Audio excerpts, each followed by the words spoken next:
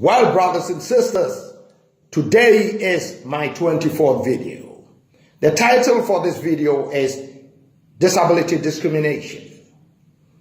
Why have I chosen this topic? I've chosen this topic because it is a very important topic which serves as the platform of my ministry, my foundation, and other subsequent work which I am doing to help disabled people. I have divided this video into portions. It goes this way. What is discrimination? And what does the Equality Act 2010 talk about discrimination? What are the other forms of discrimination or the types of discrimination? What is disability discrimination, which is a core area we are treating today?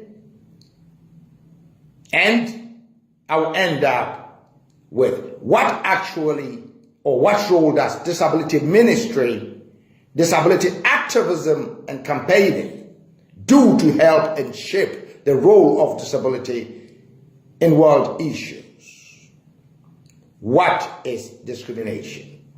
Discrimination means an unfair treatment of a person because of who he is or who they are, or because they possess particular characteristics. If you have been treated differently from other people because of who you are, or because of what you possess, or the characteristics which you possess, then you have been discriminated against. The Equality Act 2010 highlights 9 protected characteristics, and these are age, gender, race, disability, religion, pregnancy, maternity, sexual orientation, gender, marriage, and civil partnership. If you are treated unfavorably because someone thinks you belong to a particular group or people with protected characteristics, then this is also an unlawful discrimination. What are the types of discrimination? Discrimination could be either a direct discrimination, where a person with protected characteristic is treated less favorably than others. This is direct discrimination. But where there is a rule or a policy in a workplace or in a society which puts one at a disadvantage as compared to other people, that is indirect discrimination. The Equality Act 2010, this is how it goes. This is a law which was introduced to protect every person from discrimination wherever he or she may be, and particularly as the law goes in the United Kingdom. It replaces the anti-discriminatory laws such as Race Relations Act, Disability Discrimination Act, and Sex Discrimination. And the main purpose is to harmonize equality or equality before the law. It also helps us to understand and reinforce protection in some situations. What are the other forms of discrimination? People discriminate on the basis of age. This is age discrimination. People discriminate on the basis of sex, sex discrimination. People discriminate on the basis of maternity and pregnancy. And that is why when a woman is pregnant, she's given 52 weeks for rest. We also have race discrimination, where people discriminate on the basis of race, ethnicity, and background. We also have religious discrimination, where you are being discriminated against because of your religion. Sexual discrimination, where people are being discriminated against. Now this law does everything to give equality between man and woman. Now we come to the major emphasis here, and that is disability discrimination. The Equality Act 2010 is against disability discrimination. The definition of disability is wide, very wide, and it covers those with learning disability, dyslexia, and autism, among others. And this definition is set out in Section 6 of the 2010 Disability Act or Equality Act. It says that you have a physical or mental impairment that has a substantial or long-term adverse effect on your ability to carry out normal day-to-day activity. This covers automatically impairments such as cancer or visual impairments, sight impaired or maybe partially sighted, multiple sclerosis, an HIV infection, and even if you don't have a symptom, a severe long-term disfigurement, for example, severe facial scarring or skin disease. These are covered in Schedule 1, Part 1 of the Equality Act 2010, and in Regulation 7 of the Equality Act 2010, Disability Regulation 2010.